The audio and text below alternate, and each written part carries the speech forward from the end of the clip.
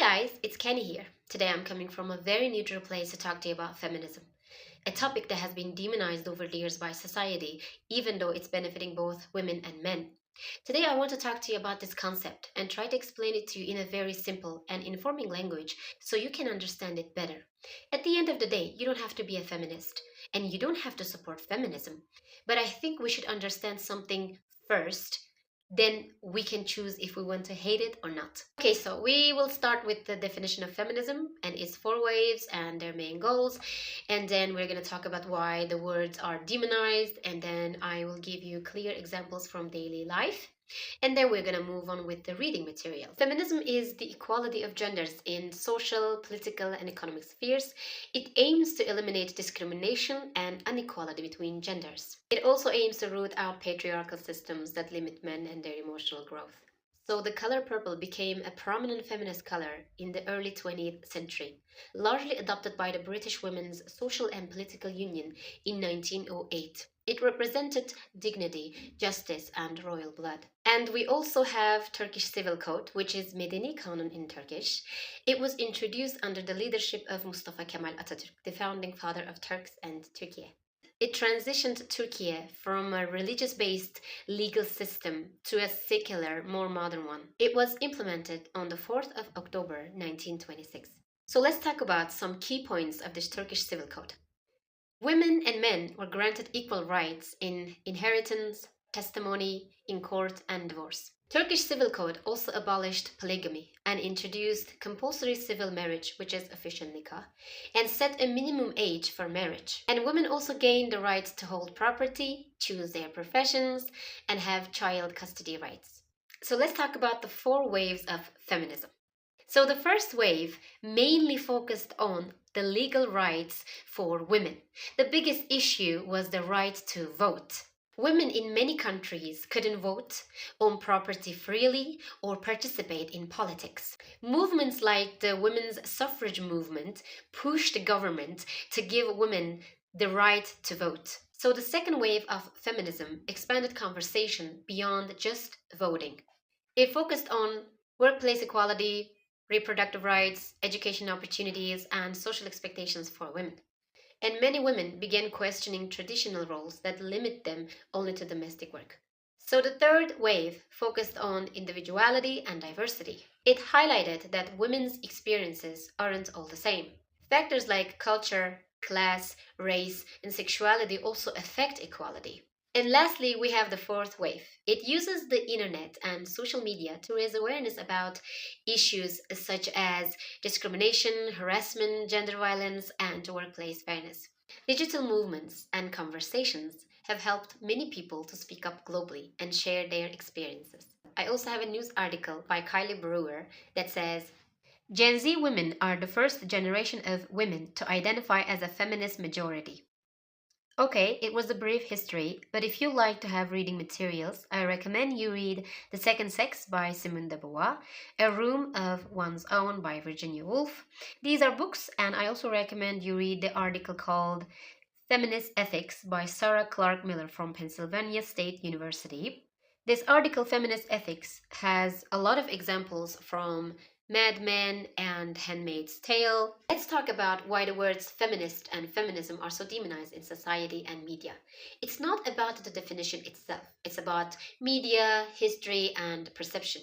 It's about how a community of people sees a concept, understands a concept. And when we don't understand something fully, we tend to fill in the blanks and try to define that thing with our words and what we have learned from our environment. The words feminist or feminism may sound very rude, aggressive even, but it is not because the concept is aggressive itself. It's because the lack of understanding. For example, imagine a man or a woman says, I'm a feminist, therefore I hate men. And another person hearing this can think, okay, if this is feminism, then I don't want this, without even knowing about the concept fully or understanding the core basics of the concept. In its core, feminism is about gender equality. It is about making life easier. It is about allowing men to express themselves fully while allowing women to be themselves freely, having education, owning property, and having rights to vote and do many things like participating in politics and choosing their professions. Feminism is not hating men. Feminism is not hating anyone. Feminism is such a broad umbrella term that puts everyone and anyone under. Anyone can benefit from feminism because feminism is not solely about women or men. Feminism is about gender equality. I support gender equality and feminism, and I don't hate men. I had amazing teachers and coaches growing up, and I have learned so many things from these men. I have a lot of male actors, singers, and athletes that I really love, that I really watch and admire deeply, and feminism does not encourage me to hate them. Okay, done with the heavy lifting.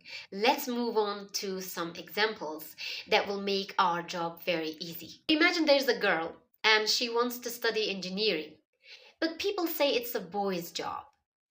Feminist perspective suggests that choices are based on abilities and skills, not based on genders.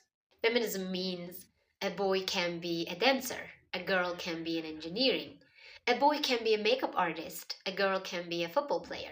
The second example is from fatherhood. So imagine there is a father and he wants to stay home and take care of his baby. But people say that child's care is women's job. Feminist perspective suggests that parenting responsibilities should be shared because we are half of our mother and half of our father, and we also need our fathers in our lives too. There is another example about work opportunities. Imagine two people, one girl, one boy, or any two people. They're applying for a job. They have the same set of skills and same exam results, but one of them is chosen based on their genders. Feminist perspective suggests that jobs should be based on ability and skills, not based on stereotypes. Another example is about emotional freedom for men. So for example, a boy falls down and cries. And people say, don't cry because boys don't cry. That boy will internalize that sentence and think that if you're a man, you can never cry. But feminist perspective suggests that emotions are not about genders.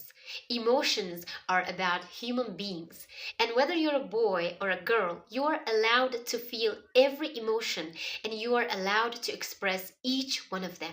Another example is about household responsibilities. A girl is expected to cook and clean while her brother is not. Feminist perspective suggests that household responsibilities are a shared responsibility, and the basic chores like laundry, cleaning, cooking, and taking care of yourself is not about gender. It's about surviving skills. Another example is about sports and hobbies.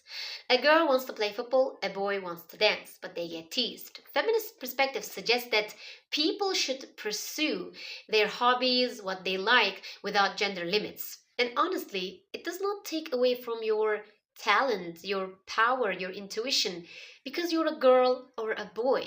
You simply have a talent for something or not. That's not about gender.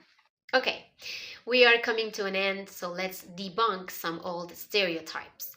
Instead of saying boys don't cry, we should say people have emotions and boys are people too. Instead of saying girls can lead, we should say leadership is based on ability. Instead of saying men must earn all the money, we should say both parties can contribute and participate. Okay, that was all I really wanted to share with you. I hope you liked the video. I hope you learned something new. Call it gender equality or feminism. Anything that fights for the well-being of human beings, the well-being of women, the well-being of men is something that should be cherished, is something that should be followed. As Atatürk said, societies that leave women behind fall behind. So let's support each other. Let's grow together.